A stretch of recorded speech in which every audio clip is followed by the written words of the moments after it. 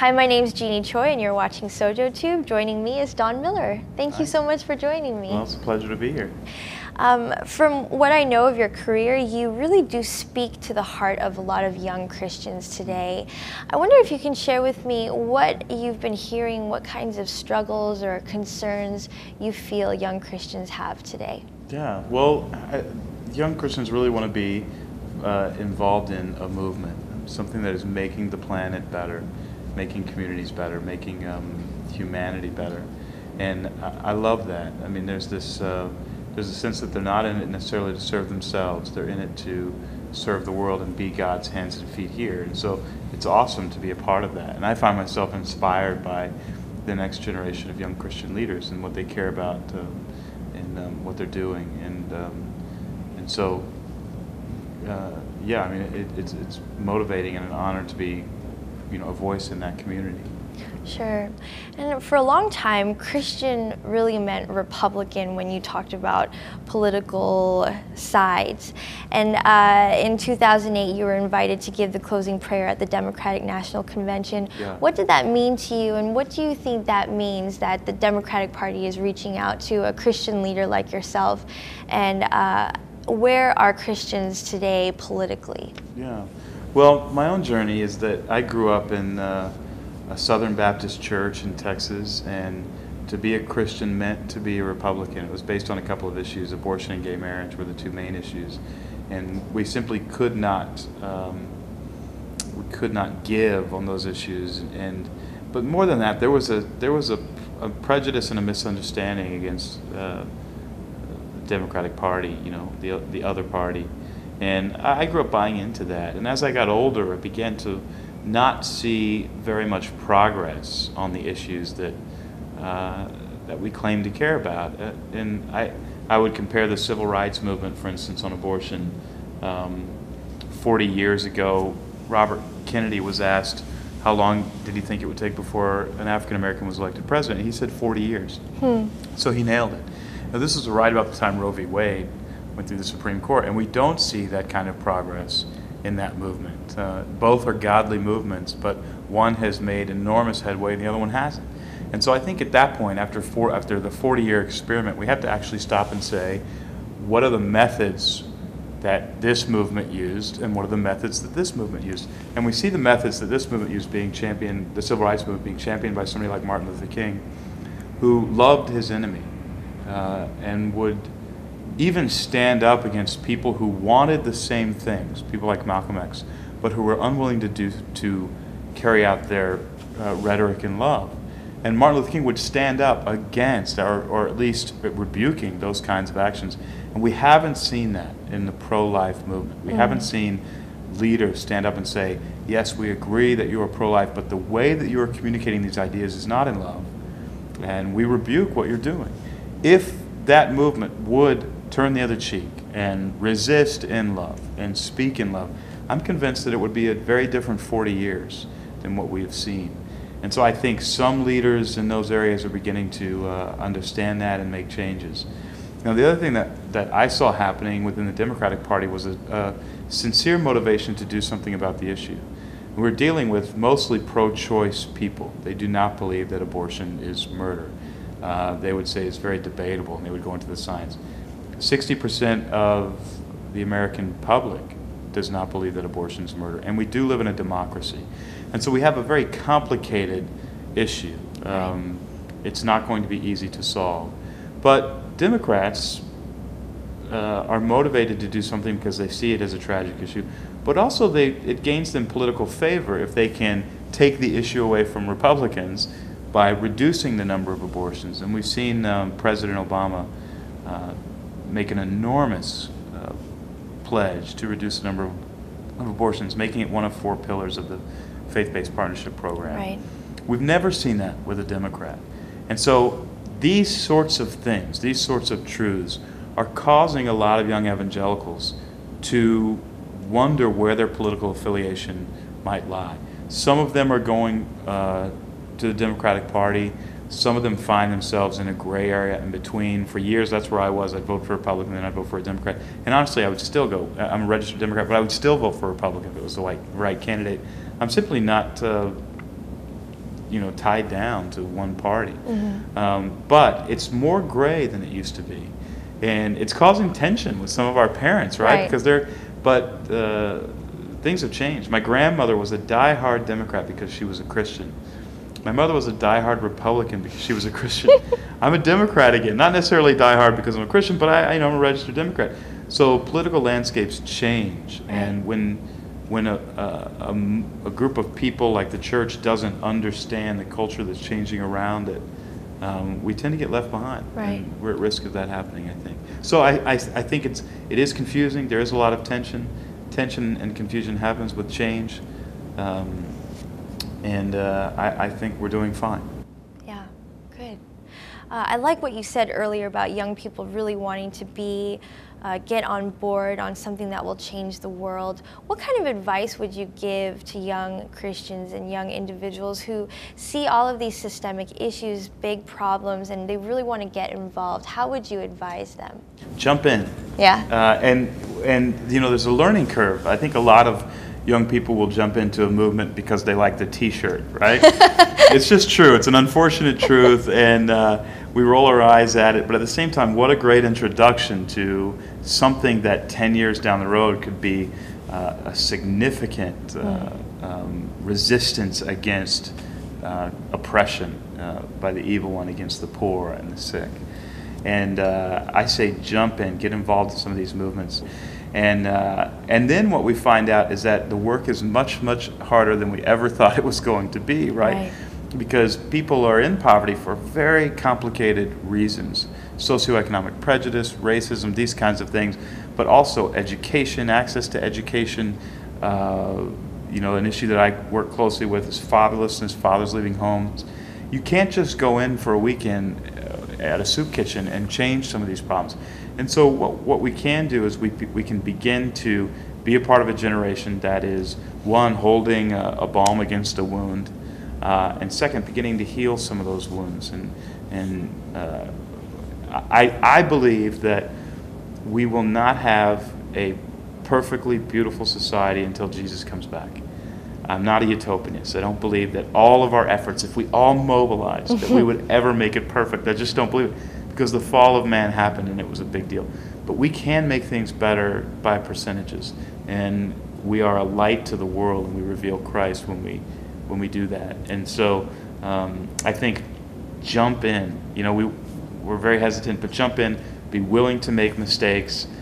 Be willing to do things with motives that aren't pure, because I guarantee you they will be purified in the process, and just move forward. Well, you're not speaking from lack of experience. 3 years ago, you started a nonprofit, the Mentoring Project. Share with me a little bit about the vision behind it and what kind of work you all do. Yeah. Well, when I was a kid, my dad left our home when I was very young. I was about 2, and Dad split. My mother and father got a divorce. And he would kind of come around through maybe elementary school, a little bit into middle school. Once a year, he'd sort of show up and take us to dinner, or we'd spend the night at his apartment across town. And then he disappeared completely. And we never heard from him. My mother never heard from him. He really was just gone. So essentially, I grew up without a dad. When I was in junior high, a friend of mine and I began to break into houses. We found houses that we could get into, and we'd steal loose change off people's dressers, and I have a memory of taking a gun that somebody had and putting a phone book against the wall and shooting the gun into the phone book. And things were, I was not on a track to become a beneficial part of society, right? And I had a youth pastor at the time. There was a youth pastor, I should say, down the street at this church who kind of caught wind of me, invited me to this little book study he was doing. He was studying The Singer, the Song, and the Finale by Calvin Miller.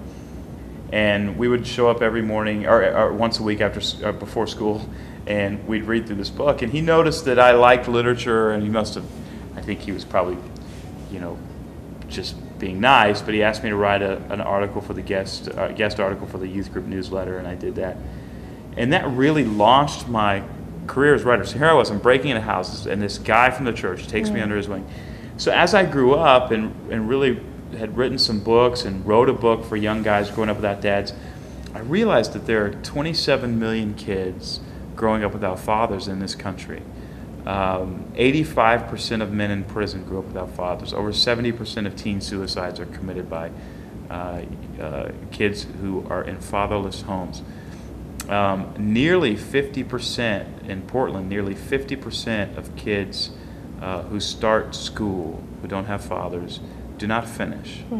50%. I mean, those are just, and a mentor dramatically changes those statistics. Even a couple hours a week will change a kid's life. So we have 27 million kids in America growing up without fathers, and we have over 360,000 churches in the country. What if each church were able to mobilize, get organized, be resourced and equipped, get trained to just mentor 10 or 20 young men growing up without fathers? Young men tend to become victimizers, young women become victims. And so we are targeting young men between the ages of 7 and 12. And I believe within 20 years we can shut down a significant number of prisons in this country because of the effect that the church has had on fatherless young boys. And we are 3 years old. We are now, it took us about a year to fill out all the paperwork and get legal and insured and all the kind of stuff you do when you work with kids. And now we're mentoring about 80 kids in the city of Portland. The city of Portland has come to us, the church, right, and asked us to provide 500 more mentors for the city. And we've said, well, we're a Christian organization. They said, we don't care. You have an amazingly successful program, and we want our kids to be influenced by it. Because these kids they're not going to make it if somebody doesn't get involved in their lives. And so we've seen the program succeed. You know, we will try as hard as we can to hit that 5,000 by the end of next year, and then a national campaign in 2011 to really tackle the issue of fatherlessness. And we're excited about it. It's working. The church we have 200 churches on a waiting list that want to be resourced and equipped to start mentoring programs. I mean, and we can't do that right now, right? We don't have the funds, the resources, and the staff. And so, but the what we love is that the desire is there to actually do something in the entire country. And, you know, 20 years from now, President whoever would be able to stand up and say, it was the church, and we can't do this without the church. And the government would actually be saying, the church is an invaluable part of our society and our culture. And that's a different tone than what we see in Washington, D.C. today. Yeah, that's great.